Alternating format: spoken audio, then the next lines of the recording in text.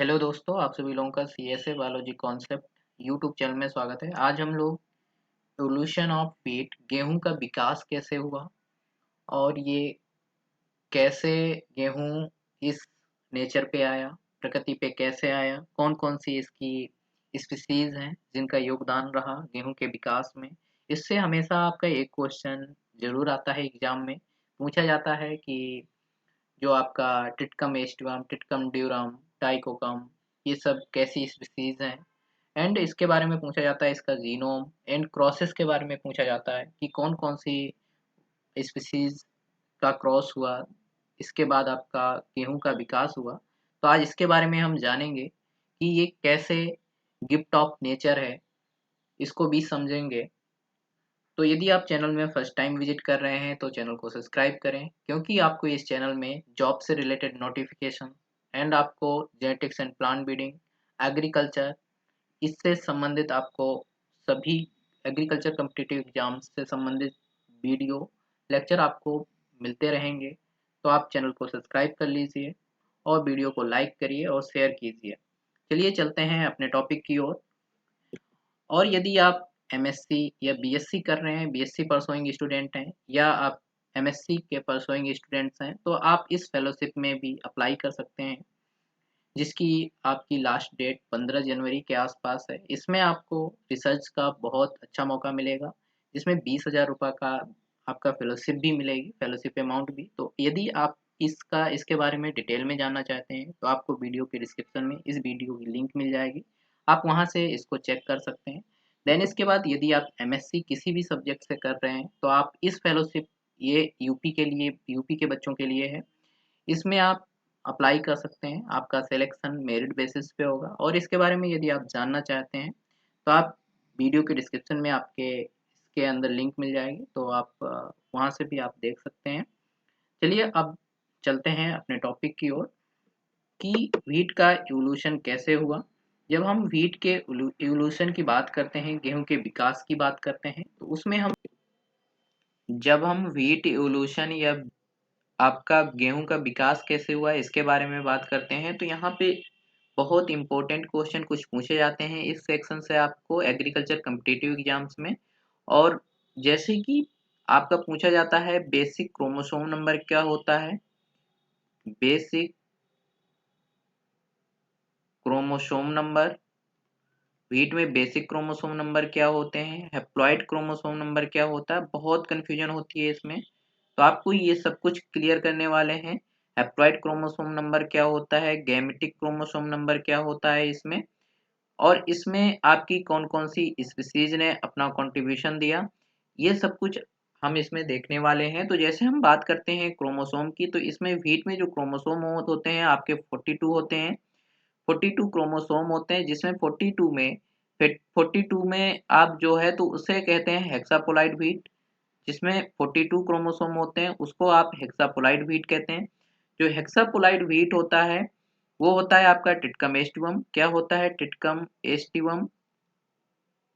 टिटकम aestivum wheat होता है, जिसे आप ब्रेड व्हीट भी कहते हैं। क्या कहते हैं? Bread wheat. इसे आप ब्रेड व्हीट भी कहते हैं। तो टिटकम एस्टिवम आपका जो 42 कितना होता है? 42। तो 42 क्रोमोसोम जिसमें होता है उसे हम कहते हैं हेक्सापोलाइड व्हीट। क्या कहते हैं? हेक्सापोलाइड। ये आप जानते हैं। इसे हेक्सापोलाइड क्यों कहते हैं इसको जान लेते हैं। तो हेक्सा मीन्स होता है आपका 6 एंड पोलाइड मीन्स होता है आपका एक सेट। किसका? क्रोमोसोम का। आ सेट ऑफ क्रोमोसोम। ठीक है। तो कितना सेट? 6 सेट। कितने सेट होंगे इसमें? 6 सेट होंगे। किसके? क्रोमोसोम के। अब वो जो एक सेट है वो कितने क्रोमोसोम का होगा? जैसे आप निकालें तो एक सेट में 7 क्रोमोसोम होंगे। तब कहीं 6 सेट में कितने होंगे? 6 सेट में 42 क्रोमोसोम होंगे। क्योंकि एक सेट में जब 7 होंगे तो 6 सेट में आपके 42 क्रोमोसोम होंगे। तो जिसमें 42 क्रोमोसोम होंगे जिस गेहूं में, उसे कहेंगे हेक्सापोलाइट। यह आपने जान लिया। ऐसे में कह दूं जिसमें आपके 4 सेट होंगे तो उसे हम कह देंगे टेट्रापोलाइड। क्यों कह देंगे? क्योंकि टेट्रा मीन्स होता है 4। जब 4 सेट होंगे तो 4 इंटू 7 क्रोमोसोम एक सेट में तो हो जाएगा 28 क्रोमोसोम होंगे, जो टेट्राप्लॉइड स्पीसीज होगी। जिसमें 2 सेट होंगे उसे कहेंगे डिप्लॉइड स्पीसीज। क्या कहेंगे? डिप्लॉइड। कैसे? क्योंकि डाई मीन्स होता है 2, प्लॉइड मीन्स होता है सेट, तो 2 सेट जिसमें होंगे तो 2 इंटू 7 7 क्रोमोसोम का एक सेट होता है, तो ये हो जाएगा 14 क्रोमोसोम। ऐसी स्पीसीज जिसमें 14 क्रोमोसोम होंगे उसे डिप्लॉइड कहेंगे। ऐसी स्पीसीज जिसकी व्हीट व्हीट की एक ऐसी स्पीसीज जिसमें 14 क्रोमोसोम होंगे वो डिप्लॉइड स्पीसीज, जिसमें 28 होंगे वो टेट्राप्लॉइड स्पीसीज, जिसमें 42 होंगे वो हेक्साप्लॉइड स्पीसीज। यही सब आप प्लॉइड इतनी ही प्रकार की स्पीसीज व्हीट में पढ़ते हैं, hexaploid, tetraploid and diploid.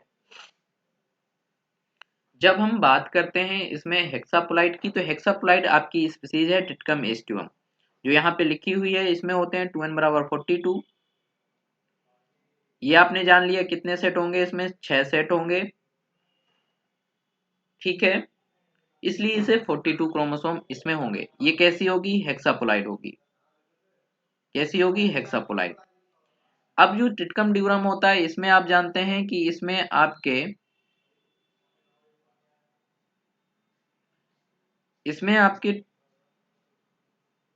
2n बराबर होते हैं 28। आपको मैंने बताया जिसमें 28 होंगे तो इसमें कितने? 4 सेट होंगे, क्योंकि 7 क्रोमोसोम का एक सेट है। तो 4 जब होंगे तो टेट्रा मीन्स होता है 4, प्लॉइड मीन्स सेट, तो ये हो जाएगी टेट्राप्लॉइड स्पीसीज। अब टिटकम टर्जिडम, ये आपके लिए नई स्पीसीज है। मैं इसमें बता देता हूँ 2n बराबर 28 इसमें भी होते हैं क्रोमोसोम। तो जब 28 होंगे तो ये भी कैसी होगी? टेट्राप्लॉइड स्पीसीज होगी। अब दोनों में फर्क क्या है? दोनों ही टेट्राप्लॉइड स्पीसीज हैं, इनकी सब स्पीसीज में फर्क है। मींस स्पीसीज के अंदर सब स्पीसीज होती हैं, उसमें इसमें अंतर है। इसके बाद आती है टिटकम मोनोकोकम। जब हम टिटकम मोनोकोकम की बात करते हैं तो इसमें होता है 2n बराबर 14। जब 14 होगा तो 7 दूना 14, सात सात सात क्रोमोसोम के 2 सेट होंगे, तो इससे हो जाएगा, इसे कहेंगे डिप्लॉइड। क्योंकि डाई मीन्स होता है 2, अप्लाइड मीन्स होता है सेट, तो 2 सेट जिसमें होंगे वो डिप्लॉइड स्पीसीज होगी। अब आपकी आती है टाउसिची। क्या होता है? टाउसिची। तो इसमें होते हैं 2n बराबर 14, तो ये भी कैसी स्पीसीज है? ये भी डिप्लॉइड स्पीसीज है।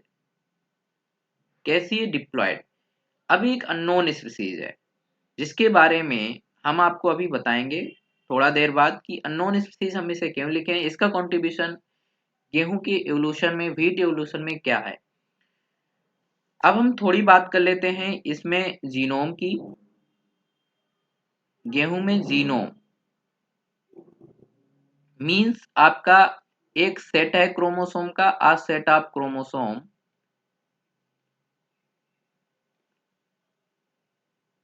क्रोमोसोम जो है उसको हम किससे डिनोट करेंगे उसके बारे में बात करते हैं। डिनोट किससे करेंगे? तो जब डिनोट की बात आती है तो हम अल्फाबेट से डिनोट करते हैं। किससे? अल्फाबेट से। तो आप एक चीज याद में रखिएगा कि जो ट्रिटकम एस्टिवम है उसके जब जीनोम की बात आती है तो उसको डिनोट करते हैं A, B B and D D. ठीक है। जो बी बी डी डी है, तो यहाँ पे आप यदि काउंट करें तो 1 2 3 4 5 6, ये कितने सेट हैं? 6। ये कितने सेट को दर्शाता है? 6 सेट को।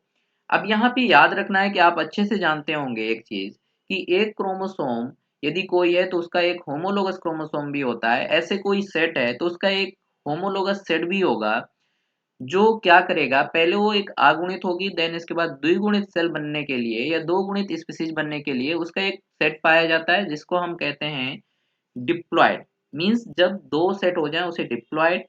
तो ऐसे जो ए है कैपिटल ए, देन उसका एक बगल में और कैपिटल ए है, तो वो एक दो सेट को दर्शाता है, एक सेट देन दो सेट, तो वो सेम क्रोमोसोम के दो सेट हैं।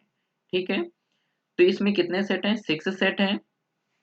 जो ए है ये एक सेट है जो किसी स्पीसीज से आया होगा, बी बी है ये भी एक दो सेट हैं जो किसी स्पीसीज से आए होंगे, डी डी है ये भी दो सेट हैं जो किसी स्पीसीज से आए होंगे। तो इनको हम देखते हैं ये आए कहाँ से, कैसे आए। तो टिटकम एस्टिवम में कौन कैसा जीनोम होता है? ए AA, BB एंड DD। यहाँ पे अब आपको मैं समझाता हूं। जब AA जीनोम की बात आती है, किसकी? AA जीनोम, इसका डोनर कौन है, मतलब इसको देने वाली स्पीसीज कौन सी है, इसको देने वाली स्पीसीज कौन सी है? तो AA जीनोम जो होगा, मैं कह सकता हूं कि AA जीनोम में कितने क्रोमोसोम होंगे? 14। जिसमें AA जीनोम होगा वो डिप्लॉयड स्पीसीज होगी, या जिसमें BB जीनोम होगा वो भी डिप्लॉयड होगी, जिसमें DD जीनोम होगा वो भी डिप्लॉयड होगी। लेकिन जिसमें AA BB दोनों जीनोम होंगे वो कैसी स्पीसीज होगी? वो आपकी टेट्रापोलाइड होगी। इस बात को आप समझ रहे हैं? क्योंकि इसमें कितने हैं? 1 2 3 और 4, 4 सेट हैं, इसलिए ये कैसी होगी? टेट्रापोलाइड। इसमें क्रोमोसोम कितने होंगे? 28। ये वही बात है जो मैंने ऊपर समझाया है। ये कैसी होगी? टेट्राप्लॉइड स्पीसीज होगी। अब आपके पास डिप्लॉयड स्पीसीज मैंने बताई थी, एक बताई थी टिटकम मोनोकोकम और एक बताई थी टिटकम टाउसिची। अब इसमें टेट्राप्लॉइड स्पीसीज में एक मैंने आपको बताई है टिटकम टर्जिडम या आपका ड्यूरम। ठीक है, तो यहां हम एक स्पीसीज लिख लेते हैं टिटकम टर्जिडम।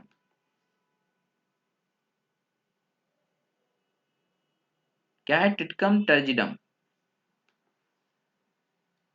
जब बात आती है टिटकम मोनोकोकम की, अब यहाँ पे तीसरी स्पीसीज हम लिख देते हैं AA BB DD, जिसमें जीनोम होगा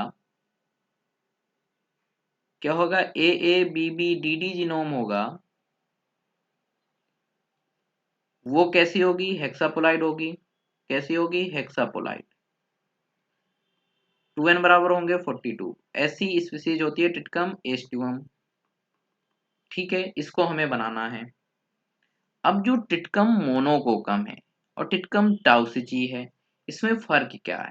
टिटकम मोनोकोकम आपका AA जीनोम को कंट्रीब्यूट करता है, AA जीनोम को डोनर है ये AA जीनोम देता है, एंड टिटकम टाउसिची आपका DD जीनोम देता है। कौन सा? DD।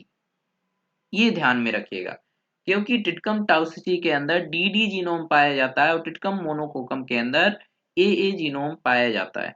अब जो ए का डोनर तो हमें पता चल गया, डी का डोनर पता चल गया जो डी जीनोम देगा, लेकिन बी जीनोम कौन देगा? तो बी जीनोम आपका देगा ये जो हमने अननोन स्पीसीज लिख रखी है यहाँ पे, ये आपकी अननोन स्पीसीज जो कि अभी तक भी पता नहीं चला ये कौन सी स्पीसीज है। कुछ जो साइंटिस्ट है उन्होंने बताया है कि ये कोई एजीलोप्स करके एक स्पीसीज है, जिससे डीडी जीनोम हमारी गेहूं की स्पीसीज में टिटकमेस्टुम में आया। कौन सा? आपका बीबी जीनोम, सॉरी बीबी। कौन सा जीनोम? बीबी। तो हम अब लाएंगे कैसे? अब इसका क्रॉसेस देख लेते हैं, कैसे क्रॉस हुआ इसका वो देख लेते हैं। जब क्रॉस की बात आती है तो इसमें पहला क्रॉस हम कराते हैं टिटकम मोनोकोकम का। याद कैसे रखना है मैं ये भी बताऊंगा आपको। टिटकम मोनोकोकम इनटू, टिटकम मोनोकोकम में कौन सा जीनोम होगा? मैंने बताया AA जीनोम होगा। 2n बराबर कितने होंगे? आप अच्छे से जानते हैं, इसमें कितने होंगे? 14, क्योंकि ये डिप्लॉयड है। जब ये अपना एक गैमेट देगा, यन देगा, तो ये कितना देगा? 7 का। आप जानते हैं गैमेटिक गैमेट जो बनता है वो स्पीसीज डिप्लॉयड स्पीसीज का जस्ट हाफ होता है, वही उसकी अगली प्रोजनी में क्या होता जाता है? वो गैमेट ही जाता है। तो यहाँ पे कितने क्रोमोसोम इससे जाएंगे? 7 क्रोमोसोम, जिसको हम क्या कहेंगे? 7 का एक सेट होगा जिसे हम कहेंगे ए। यहाँ से क्या जाएगा? एक ए बना रहेगा। देन इसके बाद आता है टिटकम, देन बी जीनोम का हम ले लेंगे। तो बी जीनोम है हमारी अननोन। क्या है? अननोन स्पीसीज है। जहाँ पे बी जीनोम का ये डोनर है। यहाँ से ये जो बी जीनोम होगा इसमें भी कितने होंगे, 14 डिप्लॉयड स्पीसीज है, लेकिन इसका डोनर क्या होगा, डोनर जीनोम क्या होगा, बी। एन बराबर 7, 7 यहाँ से जाएंगे, तो यहाँ पे जो आपकी प्रोजनी बनेगी जिसे आप कहेंगे क्या, F1, इसे कहेंगे हाइब्रिड। क्या कहेंगे, हाइब्रिड। ये आपका बना, तो इसमें क्रोमोसोम 7 यहाँ से और 7 यहाँ से, तो इसमें कितने हो जाएंगे, 14। कितने हो गए, 14। अब ये जो जब 14 होंगे तो एक होगा आपका ए का, थोड़ा सा पेज बढ़ा लेते हैं हम।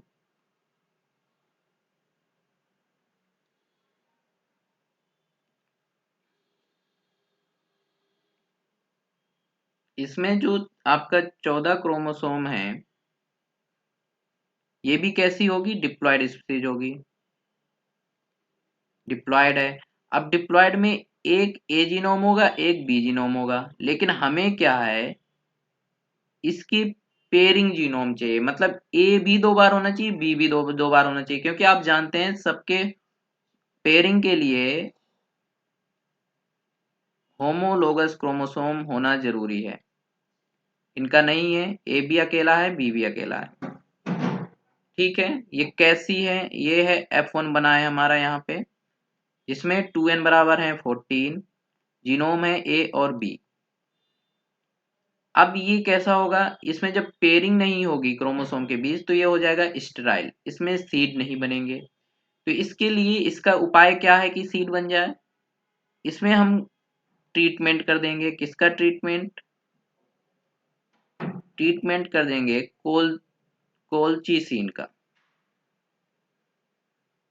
ठीक है, ये एक आपका क्या है, केमिकल है जिसका हम ट्रीटमेंट कर देंगे। तो ट्रीटमेंट करने के बाद ए का जो ए सेट है वो डबल हो जाएगा,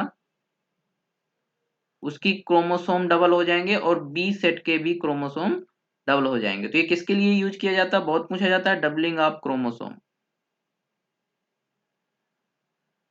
किसके लिए, डबलिंग, क्रोमोसोम की डबलिंग के लिए।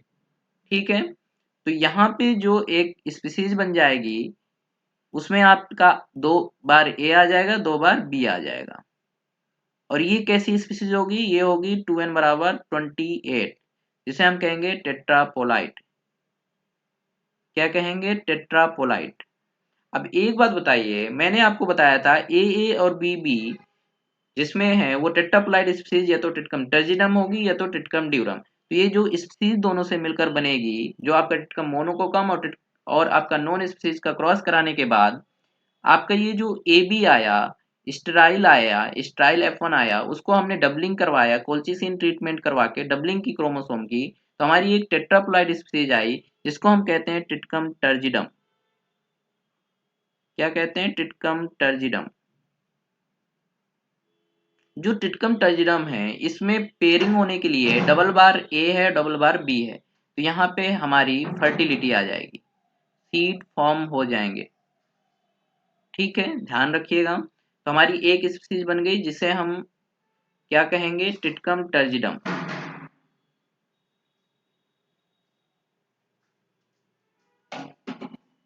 बी। अब हमें डी भी और चाहिए, डी चाहिए, क्या चाहिए, डी। तो डी के लिए हम एक स्पीसीज हमारे पास है टिटकम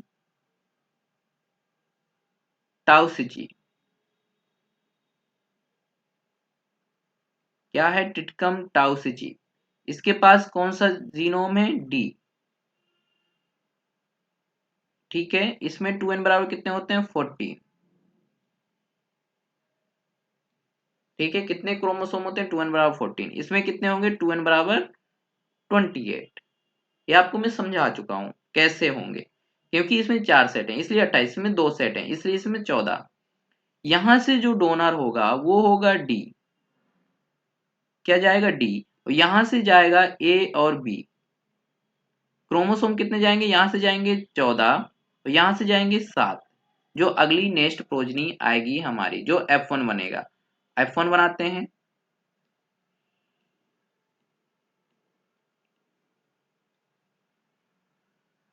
F1 जब हम बनाएंगे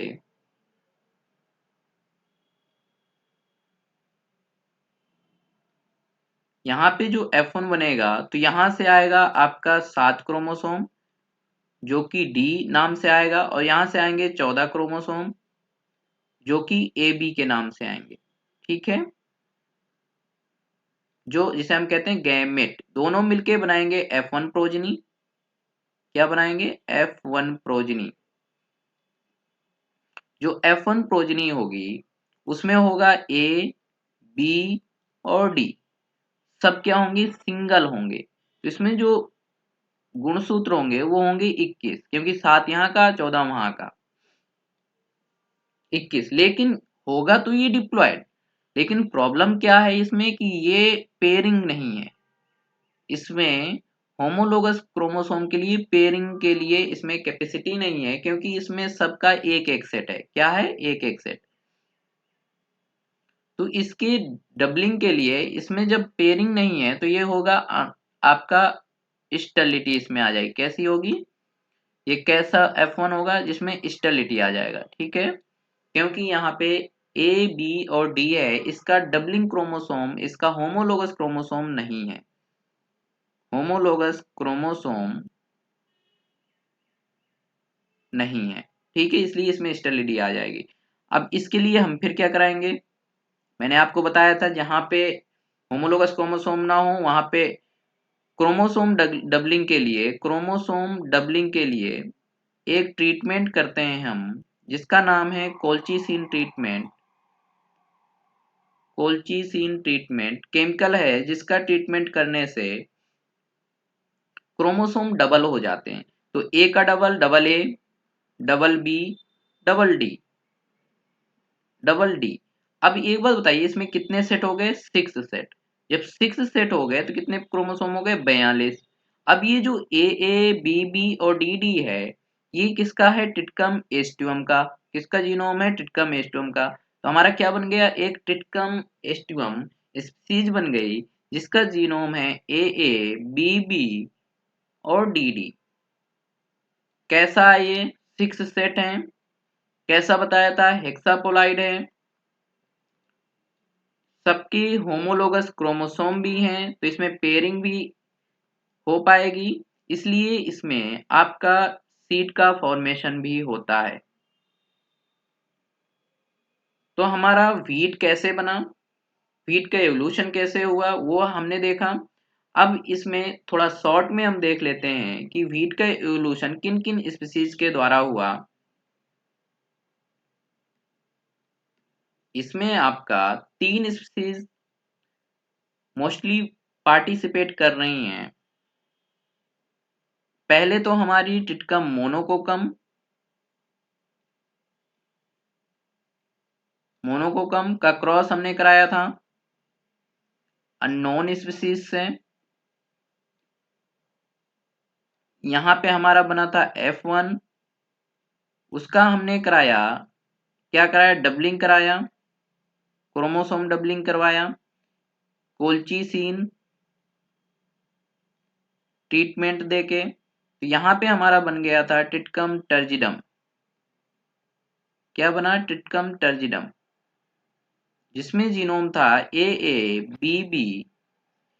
देन इस टिटकम टर्जिडम का हमने क्रॉस कराया टिटकम टाउसिची से, जिसके अंदर था डी जीनोम। यहाँ से डी आया, यहाँ से ए आया, यहाँ से बी आया, यहाँ से ए और बी आएंगे तो यहाँ से आएंगे 14 गुणसूत्र, यहाँ से आएंगे 7, क्योंकि इस स्पीसीज के बाद पास थे 28 क्रोमोसोम, इसके पास से 14 क्रोमोसोम। तो ये जो नेक्स्ट F1 बना, इसमें आए हमारे 21 क्रोमोसोम, ए बी और डी, 3 सेट।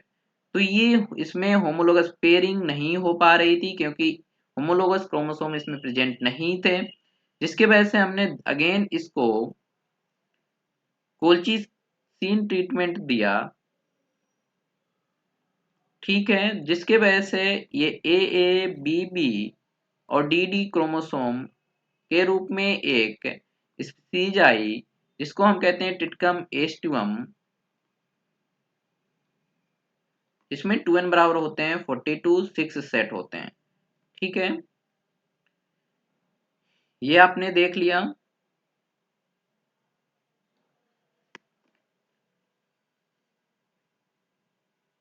जब बात आती है हमें इसमें 2n की और 6x और x, यहाँ पे हम बात करते हैं गैमेटिक क्रोमोसोम नंबर।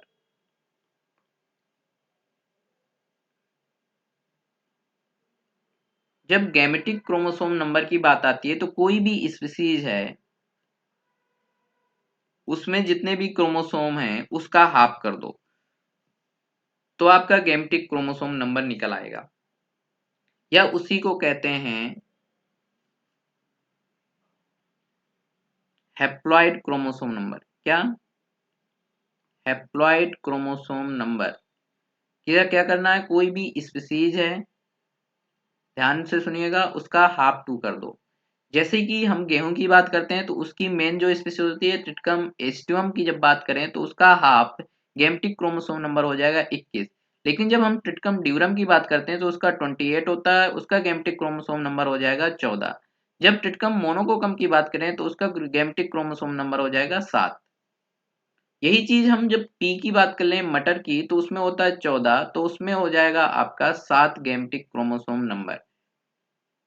अब हम देख लेते हैं बेसिक क्रोमोसोम नंबर, ये कैसे निकालते हैं। Basic chromosome number, basic chromosome number में आपको ध्यान देने वाली बात यह है कि जिसमें होमोलोगस क्रोमोसोम का एक सेट का एक होमोलोगस क्रोमोसोम हो, मैंने कहने का मतलब दो सेट हों और दोनों सेट जो हों सेम उसका जीनोम हो, कैसा हो, सेम जीनोम हो, सेम जीनोम सेट हो, या ट्रू डिप्लॉयड हो। क्या हो, ट्रू डिप्लॉयड स्पीसीज हो। कैसे, ये कैसे समझेंगे आप, जैसे कि ए ए हो या बी बी हो या डी डी हो, अलग अलग हो, ये हो गए आपके ट्रू डिप्लॉयड। और जो मतलब पोलीपोलाइड स्पीसीज नहीं होनी चाहिए कि ए के साथ बी बी है, इसके आपके बेसिक क्रोमोसोम नंबर अलग से निकालते हैं, उसको भी बताता हूं। तो जैसे ट्रू डिप्लॉयड स्पीसीज है उसका जो बेसिक क्रोमोसोम नंबर होगा, जैसे ट्रू डिप्लॉयड स्पीसीज में हम देख लेते हैं, इसको रब कर दे रहे हैं।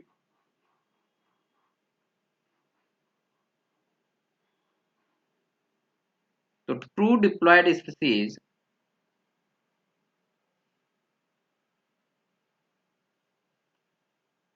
ट्रू डिप्लॉयड स्पीसीज कोई ट्रू डिप्लॉयड में जैसे पी का एग्जांपल आप ले लें, पी मटर, मटर में होते हैं 2n बराबर 14 क्रोमोसोम, ये ट्रू डिप्लॉयड स्पीसीज है। इसका जो गैमेटिक क्रोमोसोम नंबर होगा, क्या गैमेटिक, तो गैमेटिक मैंने बताया कि ये 7 होगा, लेकिन जो बेसिक क्रोमोसोम नंबर होगा वो भी आपका 7 होगा। कहने का मतलब यदि ट्रू डिप्लॉयड स्पीसीज की बात करें तो गैमेटिक क्रोमोसोम नंबर और आपका बेसिक क्रोमोसोम नंबर दोनों क्या होते हैं, सेम होते हैं। ठीक है, जिसे गैमेटिक को n से डिनोट करते हैं और बेसिक क्रोमोसोम को x से डिनोट करते हैं। अब यहाँ बात करते हैं पोलीप्लॉइड स्पीसीज की, किसकी, पोलीप्लॉइड। पोलीप्लॉइड स्पीसीज जो होती है, जितना भी वो पोलीप्लॉइड है उसमें आपको उतने का भाग दे देना है। जैसे जैसे हम बात करते हैं हेक्सापोलाइड कोई स्पीसीज है, क्या है, हेक्सापोलाइड। तो हेक्सापोलाइड में आप उसमें 6 का भाग दे दीजिए, आपका बेसिक क्रोमोसोम नंबर निकल आएगा।